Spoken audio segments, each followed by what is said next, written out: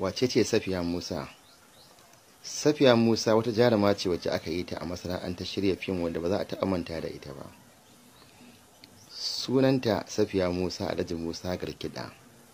Babban hafsan ƙasar Najeriya ne, babban soja wanda ya yi hidima ga ƙasar Najeriya. Sunan babarta Hajiya Khadija.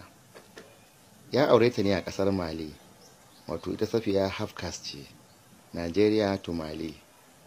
Sunan mijinta Alhaji Abdullahi Yakubu dan Kumbu. Mutum ne mai kirki, mai nagarta da amana, kuma ya riƙe Safiya a matsayin amana cikakkiya. Mutum ne mai adalci ga matansa baki ɗaya, domin Safiya tunda take ba taɓa yin yaji ba. Ta ce mijinta tabbas ya fuskance ta, ya fahimce ta, isa suke da kyakkyawar alaƙa da mijinta. Allah ya maka albarka, mun gode. 'Ya'yan Safiya guda 4 a duniya, kwaya ɗaya ya rasu, kuma zuwa ga Ubangiji. Allah ya haɗa mu a gidan aljanna. Sannan kuma bayo ɗin Safiya, an haife ta a Kaduna, ta yi karatu a Kaduna, ta girma a jihar Kaduna, inda ta fara yin fim a kamfanin Yakubu Lere. Isa ta a wani fim a nan Ishak Sidi Ishak ya kokarinta, sai ya gayyace ta shi ma fina-finai na bangaren Kannywood, wato Kano kenan. Daga nan ta fara fina-finai sai ta fito a cikin wani fim Sansani. Ta fara wata waka ga ana salo salon kirana in gaida yan gidana, wanda Alnuhu ya yi mata, kamfanin FKD. Ana cikin yin fim din sai Allah iwa ya ta rasuwa. To za ku ga bata fito a cikin fim ba, amma ta yi appearance a cikin wannan waka ta FKD, shi yasa bata fito a cikin wannan fim din ba. Sannan Safiya ma'abociyar son tuwo ce ita a rayuwarta, musamman miyar karkashi, mai yauki, mai zaki, mai nama. Kwaɗayi kenan. Safiya Musa marce mai saurin hawa nan da nan, amma mai saurin sauka ce.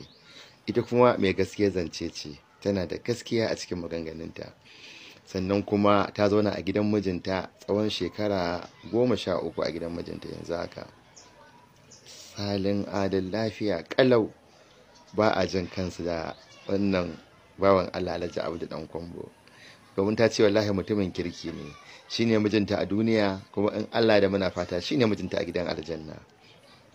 Ubangiji Allah ya ba ku zaman lafiya Safiya.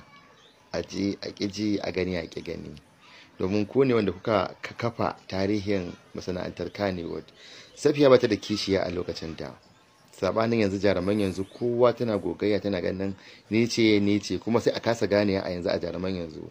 Kowace in ka ɗauko ta sata a mizani mai stadion ce, amma sabanin lokacin Safiya Musa, mu muke mata fina-finai a lokacin, sai mu sa hoton Safiya guda 3 a cikin fasta sannan a siya, ko mu sa hoton mutane ƙanana amma sai mu sa katon hoton Safiya. To ita Allah ya mata jini Safiya, to wani abu ce, addu'ar iyaye ce da kuma kirki da karan mutane. Safiya Musa, mu ne miki fatan alkhairi. A zauna a gidan miji, domin zaman gidan miji ibada ne, a nan wurin aljanna ke take.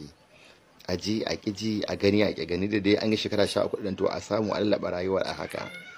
Domin tashen da kika yi ɗin nan, kina kan tashe kika yi aure, wanda ba kowa ce za ta samu wannan balu ɗin ba. Ana tashen ka a iyayen shekaru kaɗan kika cika baki ɗaya masana'antar Kannywood ɗin baki ɗaya. Kowane fim, kowane waka sai an ganki ake iya naki, to albarka ce. Amma duk wannan tashen naki, wannan gidan mijin da ke zaune a cikin, wallahi shine babban aljanna, shine babban tashen ki Safiya.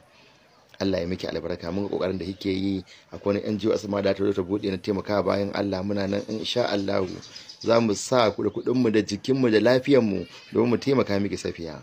Allah ya wannan mijin naki albarka, Allah ya masa albarka, Allah ya sa gama da duniya lafiya. Allah ya ji kan magabatanka Alhaji Abdu. Ina gaishe ka da kyau, sai na zo Kaduna kuma gaisuwa ta musamman insha Allah. Assalamu alaikum. To alhamdulillah, mun ji takaitaccen tarihin Safiya Musa daga bakin producer kuma director. Allah saka masa da alkhairi, ita ma kuma Allah saka mata da alkhairi. Yawa Allah dawwamar ta a gidan mijinta. Yawa Allah kuma ba su zaman lafiya da ita da mijinta da kuma iyalanta gaba daya. Safiya Musa mutuniyar kirki ce, kun ji daga bakin producer director kuma ya faɗa hakan. Yawa ina muku fatan alkhairi. Yawa nagode ni ma, kuma na subscribe channel din nan. Masha Allah.